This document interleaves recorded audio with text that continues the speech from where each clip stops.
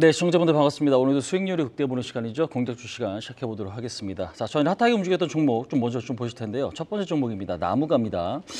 나무가 같은 경우는 카메라 모듈 업체인데요. 최근에 이제 국내 3D 센싱 모듈 납품 기대, 그러니까 국내 업체라는 게 삼성전자를 이야기하는 건데, 국내 업체에 지금 3D 센싱 모듈 납품 기대가 지난주에 좀 많이 부각이 됐던 부분이 있습니다. 근데 이제 이 3D 센싱 모듈이라는 게 뭐냐면 결국에는 3D로 컨텐츠를 구현하기 위해서는 이 지금 센서가 반드시 좀 필요하거든요. 그래서 이 부분들이 XR 기기 출시에 따른 어떤 기대감으로 좀 작용한다라고 좀 보시면 될 것 같습니다. 근데 이제 최근에 이제 주가 흐름을 보시면 하드웨어라든지 아니면 컨텐츠 쪽에 상당히 좀 어떤 기대감들이 많이 좀 부각이 같이 좀 되고 있는 이제 그런 모습인데, 신고가에 위치해 있는 만큼 추가적인 어떤 상승 기대감도 상당히 좀 높은 그런 위치가 아닌가, 이렇게 말씀드릴 수 있을 것 같습니다. 자, HLB 한번 좀 보시도록 하겠습니다.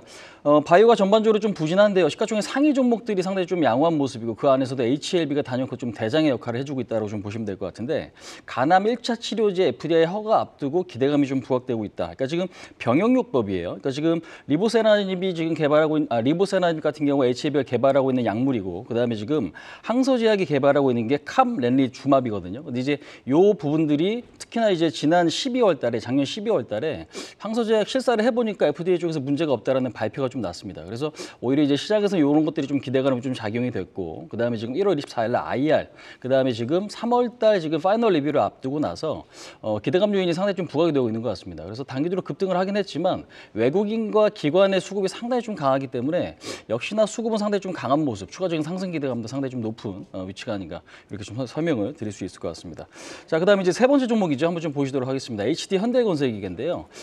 지난주에 우리가 이제 중국 지준율 인하에 대한 어떤 기술적인 발표가 좀 나왔습니다. 금리 결정이 일어나기 전에 지준율 인하를 이렇게 먼저 선제적으로 하는 일은 거의 없거든요. 그래서 홍콩 증시라든지 중국 증시도 상당히 급등을 했고, 그와 연관돼 가지고 중국 관련주들의 흐름이 상당히 좀 좋았던 걸 확인해 보실 수가 있는데, 물론 이제 현대건설기 같은 경우는 중국 매출뿐만 아니라 뭐 미국이나 유럽, 중동 지역까지 매출액을 다변화시키고 있다는 거 상당히 좀 긍정적이에요.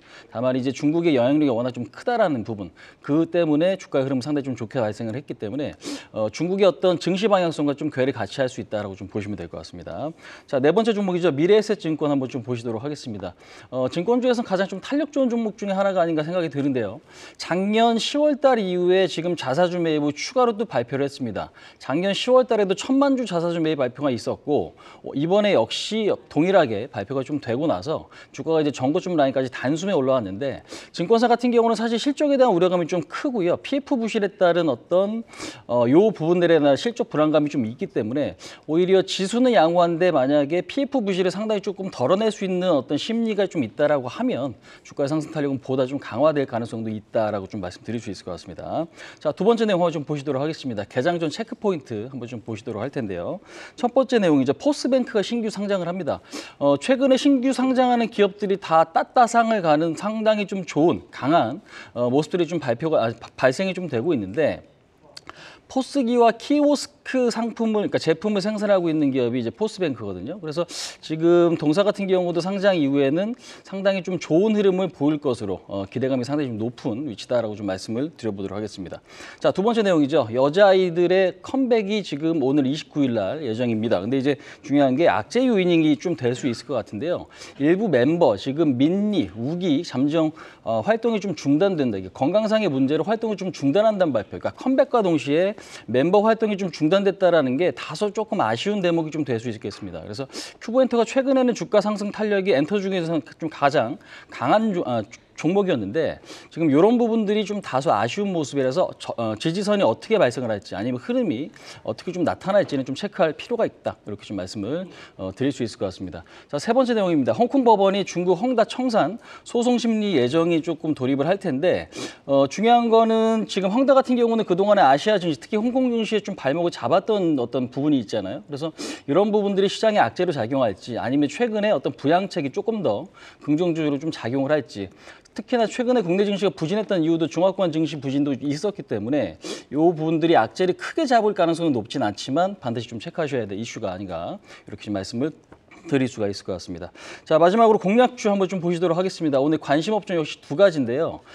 지금 보시면 이제 전력 인프라 쪽과 반도체인데 사실상 지금 전력 인프라 같은 경우는 실질적으로 수주가 증가되고 수익이 좀 좋아지는, 그러니까 영업이익이 증가되고 있는 그런 모습입니다. 근데 이제 그동안에 좀 많이 올랐던 종목들도 있지만 변압기나 이런 것들은 주가가 좀 많이 올랐어요. 물론 이제 어떤 업황이 꺾였다라거나 그런 건 아니거든요. 근데 이제 산업적으로 봤을 때 전선 쪽에 대한 어떤 기대감도 좀 다시 부각이 될 수 있다라는 거 우리가 면밀히 좀 보셔야 될 것 같습니다. 자, 그다음에 이제 반도체 같은 경우는 바이든 대통령이 지금 추가적으로 지금 어떤 발표를 한 내용 중에 보조금 지급 이야기가 좀 나왔고 3월 안에 좀 구체화될 거다라는 어떤 뉴스들이 좀 나온 것 같습니다. 그래서 이런 것들이 반도체 업종에 대한 어떤 기대감을 좀 심어줄 수 있을 가능성도 우리가 좀 고려를 해보셔야 될 것 같습니다. 근데 이제 제가 오늘 소개시켜드릴 종목은요, 전력 인프라에서 대한전선을 이야기를 좀 드려보도록 하겠습니다.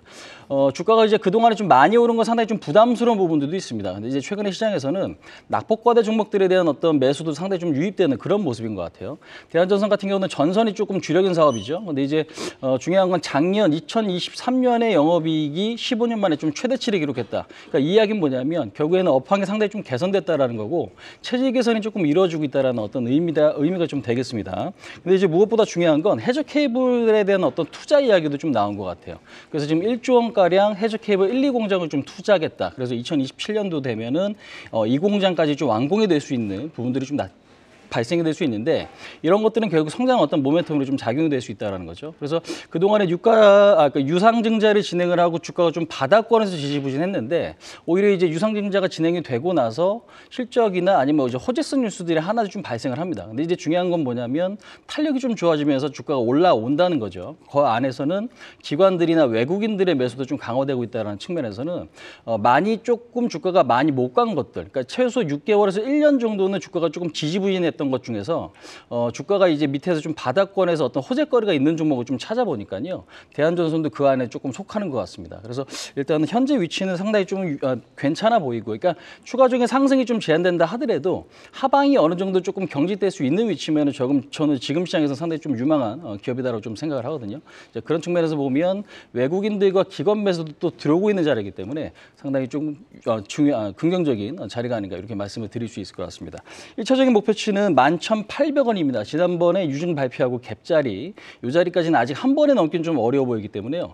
이제 11,800원을 1차적인 목표치를 좀 설정하시고 그다음에 손절 라인은 9,200원 자꾸 좀 대응을 하신다면 지금 구간에서는 유망한 종목이 아닌가 이렇게 좀 설명을 드릴 수 있을 것 같습니다.